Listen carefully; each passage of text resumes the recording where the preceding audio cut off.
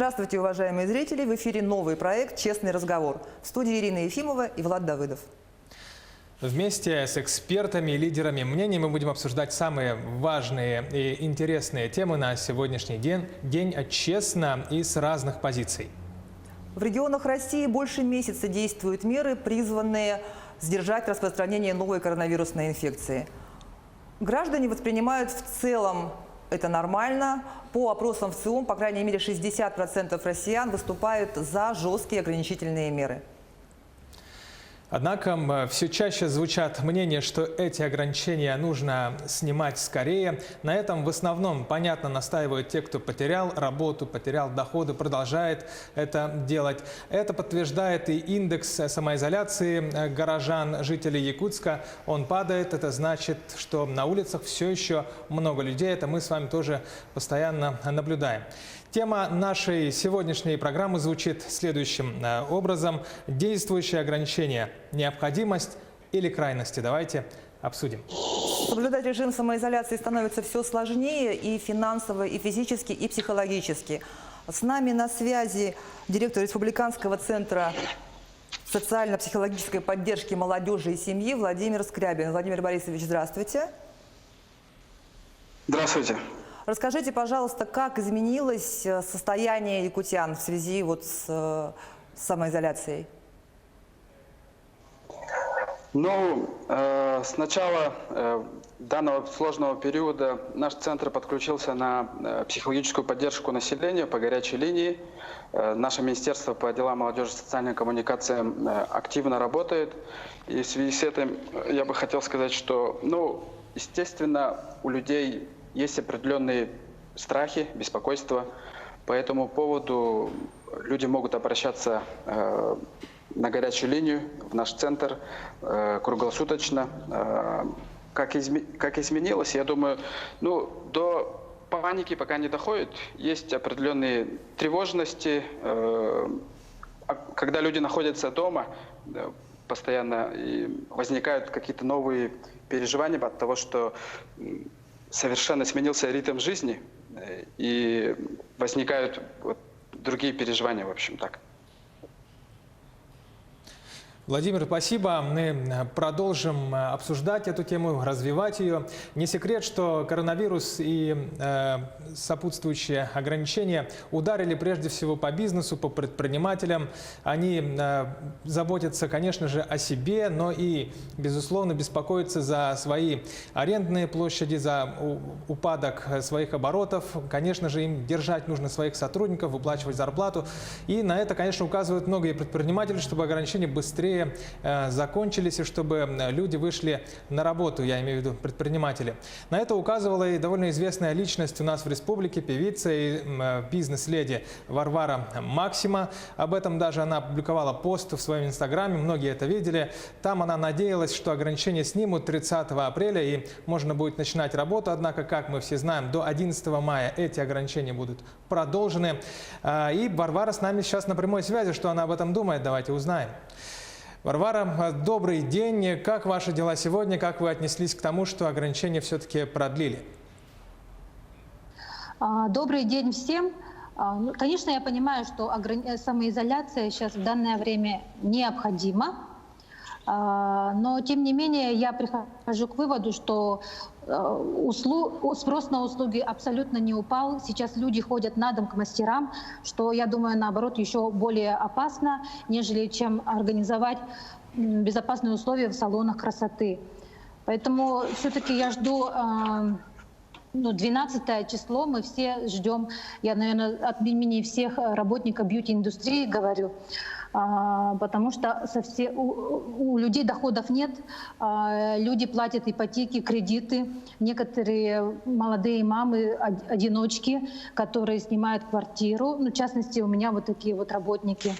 Тем не менее, мне приходится их поддерживать и морально, и где-то материально, но тем не менее, конечно, всем сложно, и в моем случае мне не арендную плату не приходится оплачивать. Вот. Да, а как вы относитесь к тому, что говорят, вот салоны красоты думают о красоте в такое военное, в кавычках, время, и здоровьем жертвовать ради красоты? Как вы относитесь к таким комментариям? Они у вас возникали в среде? Да, конечно, есть люди, которые сидят на самоизоляции, спокойно получают зарплату, которую там, особенно те, которые работают в бюджетных организациях. Но тем не менее есть люди, которые каждый день ходят на работу, и, естественно, у всех волосы имеют свойство расти, корни там тоже растут, и это нужно окрашивать. Женщины, которые ухаживают за собой, ежемесячно приходили к нам, и так как им приходится работать, соответственно, им нужно хорошо и выглядеть. Поэтому я думаю, что здесь нельзя так сказать, что наша сфера прям такая уж не актуальная. Я, наоборот, показала то, что бьюти-индустрия очень востребована вообще во время карантина, так скажем. Есть еще один популярный аргумент за скорейшую отмену ограничений – это влияние самоизоляции на здоровье и психику. Особенно сильно беспокоятся мамы за своих детей. В связи с этим у меня вопрос к Владимиру Борисовичу. Владимир Борисович, скажите, не скажется ли длительное заточение в 4 стенах на нашей психике? Как заперти не сойти с ума, находясь в ограниченном пространстве? Да, часто, когда консультируешь, ну то есть, когда по моему опыту консультирования, часто родители говорят о том, что когда обращаются насчет запросов, связанных с детьми, говорят о том, что в ритме жизни там, не хватает времени на детей. Я думаю, наоборот, сегодня в это время как раз и выходит время о том, чтобы, не то чтобы заняться детьми, да, а вот какие-то важные разговоры, важные, связанные, со взаимоотношениями внутри семьи. Да, потому что в повседневности мы об этом часто не думаем, то есть действительно некогда бывает.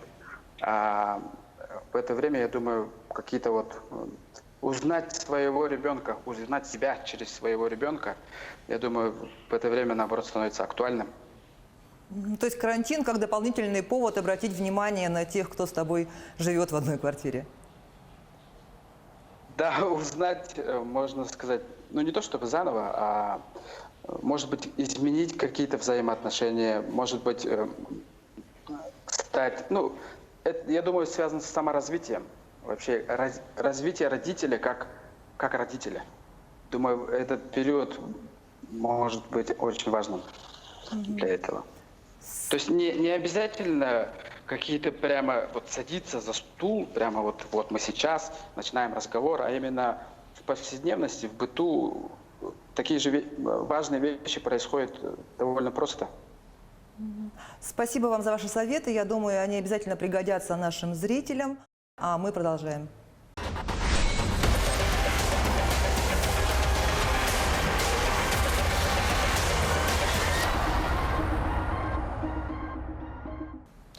Итак, мы продолжаем программу «Честный разговор», продолжаем обсуждать ограничения в связи с пандемией. Отдельной строкой давайте остановимся на вопросе соблюдения карантинных мер. Давайте вспомним столицу страны, Москву, которая некоторое время назад столкнулась с проблемой, когда с потеплением народ ринулся на шашлыки, и это вызвало рост заболеваемости среди населения коронавирусом. Можем ли мы повторить в Якутске такую же проблему с учетом того, что майские выходные на носу, и люди, возможно, собираются на природу, на шашлыки, несмотря на штрафы и санкции?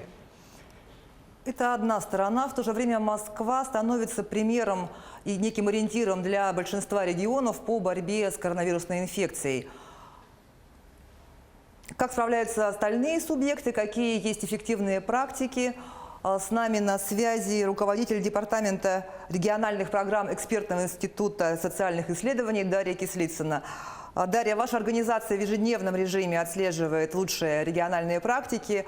Что вы можете нам о них рассказать и как выглядит Якутия на фоне остальных? Добрый день, коллеги. В ежедневном режиме мониторим наиболее интересные практики регионов в борьбе с коронавирусом. Их действительно великое множество. Там примерно уже 5000 практик. Это только то, что мы собрали и отобрали вот за последний месяц. И, конечно, отрадно, что Якутия очень внушительно выглядит на этом фоне, потому что регион, во-первых, одним из первых, да, так сложилось, столкнулся с коронавирусом. И в тот момент еще особо не у кого было подсматривать. Соответственно, очень многое то, что вы сделали сами, и другие регионы, в том числе и на вас, ориентировались.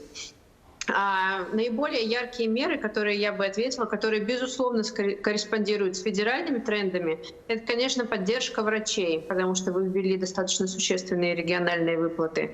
Поддержка бизнеса, потому что вы также одни из первых регионов, который принял системный пакет поддержки бизнеса и на коронавирусное, и на посткоронавирусное время, что особенно важно.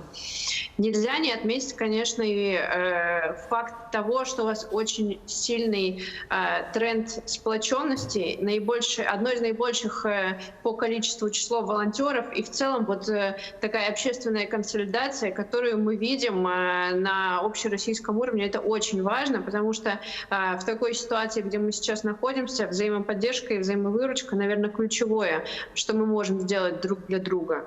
Не могу не отметить вот эту гибкость, о которой говорил президент, и адекватность в выборе методов реагирования на ситуацию и о системе ограничительных мер. Потому что фактически у вас введена 4-уровневая система. Это очень показательно. Не у многих далеко регионов есть такая система. Мы это тоже отмечаем, конечно же. Доплаты пенсионерам за самоизоляцию. Вы также один из первых регионов, которые после Москвы и Московской области ввели такую историю.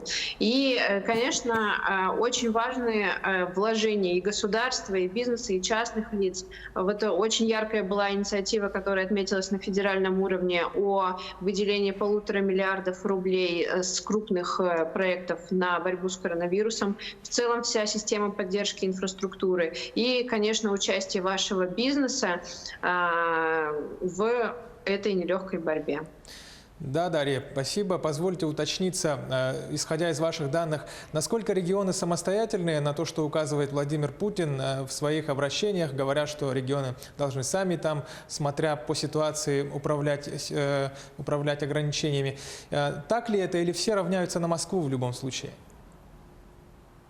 Знаете, я бы сказала, что сейчас у регионов одна из наивысших, наверное, по уровню степень автономии и возможности принимать управленческие решения. Но почему? Потому что ситуация меняется каждый день. В каждом регионе она своя. Кто-то там может говорить, что по региону выходит там на плат, а у кого-то резкий всплеск, например. И каждый день все меняется. И, конечно, в такой ситуации единые решения, они не то что себя не оправдают, у них даже нет возможности быть внедренными. Поэтому, конечно, единственный правильный, адекватный вариант — это реагирование на местах, что, собственно, и происходит. Отсюда мы и видим вот это многообразие управленческих решений от там, наиболее таких жестких до более мягких, в зависимости от ситуации и числа и количества заболевших. Ну, а, конечно, Москва остается ориентиром, как минимум потому, что это столица. И, конечно, потому что у нас здесь наибольшее количество зараженных, и динамика распространения тоже одна из самых высоких. Поэтому, конечно, меры Москвы, они все равно остаются ориентиром для многих регионов. Спасибо. Мы с вами не прощаемся. К нашему разговору сейчас подключается депутат Госсобрания Илтумен Республики Саха-Якутия Павел Ксенофонтов, который считает, что региональные власти могут переборщить и переусердствовать с ограничениями. Так ли это, Павел? Добрый день. Добрый день. Ну, в принципе, те меры, которые наша республика предпринимает, она нормальная в этих условиях, в которых мы оказались.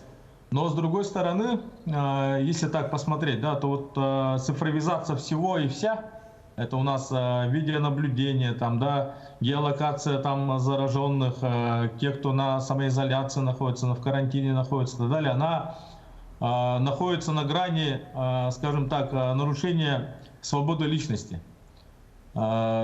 Достаточно вот, переступить какой-то порог, да, и мы окажемся в той ситуации, когда государство возьмет тотальную слежку за населением.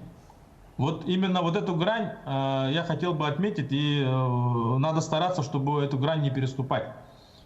Все понимают, и в принципе вот Дарья правильно отметила, что у нас в республике достаточно население сознательное, и мы очень хорошо сплотились вокруг нашего Илдархана. И абсолютно как бы все населенные пункты, они придерживаются тех указаний, которые дает Илдархан. Но вы прекрасно знаете, что есть нарушения в части вахтовых поселков, которые не входят в компетенцию управления региональной власти, а именно входят в компетенции значит, больших корпораций. Да? Здесь вот, да, есть изъяны, которые необходимо как-то там отрегулировать. Но в части вот именно населения, в принципе, мы и так слушаемся указов и тех рекомендаций, которые нам даются, да, и излишняя вот эта вот напряженность, излишняя слежка за гражданами, она может вызвать диаметрально противоположную реакцию, на мой взгляд. У нас недавно внедрилась система слежения за гражданами, которые обязаны соблюдать режим самоизоляции. Это те, которые вернулись из-за пределов республики, и те, которые контактировали с заболевшими, с помощью геолокации. И в первые дни работы этой системы показала, что 20-25% граждан не соблюдают этот режим. И у меня вопрос к Дарье. Считаете ли вы, Даша, такую меру крайней? И какая все-таки, что наиболее эффективно для борьбы с инфекцией, на ваш взгляд? Знаете, я безусловно соглашусь с тем, что, мягко говоря, условия, в которых мы оказались сейчас, они для всех некомфортные, непривычные. Но, тем не менее, вот выбирая между такими терминами, как свобода личности и право на жизнь, которую государство обеспечивает такими ограничительными мерами, я считаю, что мы все должны выбирать право на жизнь. И право на жизнь не только нас и наших близких, но и других. Поэтому, конечно, просто я считаю, что надо сейчас собрать вот по максимуму каждому волю в кулак. И вот то необходимое количество времени, оно не очень продолжительное. По сравнению с большинством стран мира, которые сидят на карантине, мы сидим меньше. Собственно, давайте соберемся, останемся дома. А что касается, Ирина, вашего вопроса про является ли слежение крайней мерой, слежение — это все-таки такое достаточно сильное слово. Перепроверка нахождения граждан на местах, я бы таким термином оперировала. Но вы знаете, это тоже необходимая мера, потому что вы абсолютно правы. Сейчас наступит тепло, майские праздники, и, конечно, если мы просто пустим это на самотек, мы потенциально увеличим количество зараженных. Но вот как пример с Пасхой. В 20 раз в этом году уменьшилось количество людей, которые пришли в храмы по сравнению с прошлым годом. Да, некомфортно, но тем не менее мы в 20 раз снизили потенциальное количество заражения. Точно так же нужно поступить на майских праздниках, поэтому я каждого призываю подумать о себе, о своих близких и о регионе в целом и о стране, конечно. Спасибо, Дарья, спасибо, Павел. А мы с Ириной переходим к третьему блоку нашей программы.